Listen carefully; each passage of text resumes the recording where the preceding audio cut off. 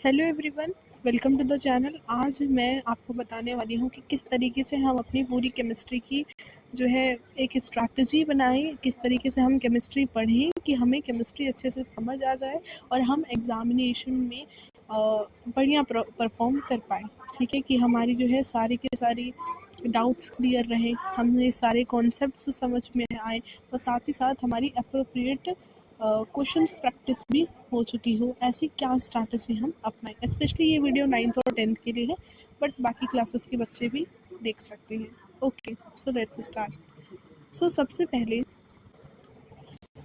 पहले हमारा जो कोई चैप्टर अगर हम पढ़ते हैं तो उस चैप्टर को पढ़ने का फ्लो क्या होना चाहिए ये हम देख लेते हैं। ठीक है, तो सबसे पहले कोई चैप्टर, फॉर एग्जांपल मैं क्लास 9 की केमिस्ट्री का फर्स्ट चैप्टर ले लेती हूँ, मैटर इन आवर सराउंडिंग।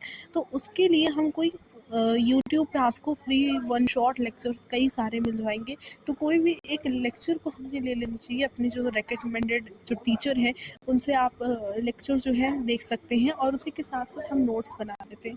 अगर आप इतना कर लोगे ना, आपका 50% चैप्टर वहीं पे हो जाएगा, 50% वहीं पे हो जाएगा अगर लेक्चर को आप ध्यान से अटेंड करोगे और साथ ही साथ लिखते लिखते नोट्स बनाओगे। फिर आपको क्या करना है, आपको लगानी है एनसीईआरटी की रीडिंग।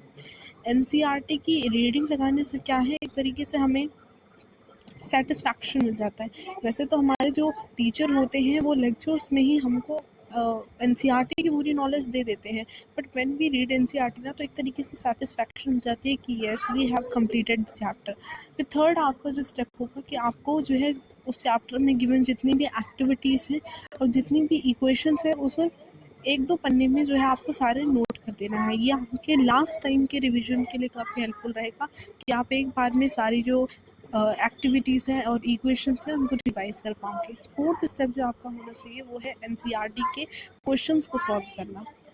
लिटरली आप ये बिलीव करो कि अगर एनसीईआरटी के आप क्वेश्चंस लगा लेते हो ना तो आपका बेस जो है बेसिक क्वेश्चंस आप वहीं पे कर लोगे। अगर हाई क्वालिटी के क्वेश्चंस करने हैं तो आप एनसीईआरटी एग्जाम्पलर और पीवाईक्यूज कीजिए। इसके आगे आपको कुछ करने की ज़रूरत नहीं है, इतना सफिशिएंट है। Okay, so this was the flow of chapter कि किस तरीके से आपको अपने चैप्टर को ख़त्म करना है ना। अगर आप पहली बार कोई चैप्टर स्टार्ट कर रहे हो तो किस तरीके से आपको उसे फिनिश करना है। तो अब मेरी तरफ से आप कुछ टिप्स ले लीजिए कि किस तरीके से आप केमिस्ट्री को फिनिश कर सकते हैं जल्दी से और अच्छी तरीके से। ठीक है, ताकि आप अच्छी खासी क्वेश्चंस की प्रैक्टिस कर पाएँ टिल योर एग्जामिनेशन। पहली बात, जैसे मैंने कहा कि आप लेक्चर्स देखिए, तो लेक्चर्स में कहूँगी आप वन शॉट लेक्चर्स देखिए। वन शॉट लेक्चर्स क्या है, उसमें आपके सारे कॉन्सेप्ट्स एक बार में ही कवर होते हैं, साथ ही साथ जो है आपका वो टाइम भी सेव करते हैं। ठीक है, सेकेंड जो आपकी टिप ले लीजिए कि don't start with too much. बहुत सारी चीज़ों से जो है स्टार्ट मत कीजिए। हम जब स्टार्ट करते हैं ना तो हमको ऐसा लगता है कि हम ये भी लगा लें, ये वाली बुक भी कर लें, ये क्वेश्चंस भी कर लें, बट एक्चुअल में ना वो कुछ भी नहीं हो पाता है। तो इसीलिए मैं कहूँगी छोटी चीज़ों से और बेसिक चीज़ों से शुरू कीजिए, जैसे कि एनसीईआरटी। ठीक है, ऑफ कोर्स अगर आप पहली बार जो है पढ़ रहे हैं कोई चैप्टर तो बेसिक कॉन्सेप्ट्स और उसमें यूज़ होने वाले बेसिक टर्म्स के बारे में पढ़िए। फॉर एग्जांपल अगर मैं क्लास 10th का chapter 1 chemical reactions and equations अगर मैं देखूँ तो उस चैप्टर के अंदर अगर आपको रिएक्टेंट्स नहीं पता होंगे, आपको प्रोडक्ट्स नहीं पता होंगे, तो आप पूरा चैप्टर समझ ही नहीं पाओगे ठीक से। तो बेसिक कॉन्सेप्ट्स, बेसिक जो टर्म्स हैं उनसे आपको जो है क्लियर रहना चाहिए। फोर्थ जो टिप है, अगर इक्वेशंस और एक्टिविटीज़ को याद करने के लिए फ्लैश कार्ड्स का यूज़ कीजिए। आप जो अपनी एक्टिविटीज़ और इक्वेशंस को है उसे फ्लैश कार्ड्स में नोट डाउन कर लीजिए और उसको जब आप दोबारा रिवाइज करेंगे ना तो वो एक इंटरेस्टिंग वे में आपके माइंड में सेटल हो जाएगा। फिफ्थ है एनसीईआरटी एग्जाम्पलर और पीवाईक्यूज। इससे बाहर लिटरली कुछ नहीं आता, बहुत सफिशिएंट है ये आपकी प्रिपरेशन के लिए।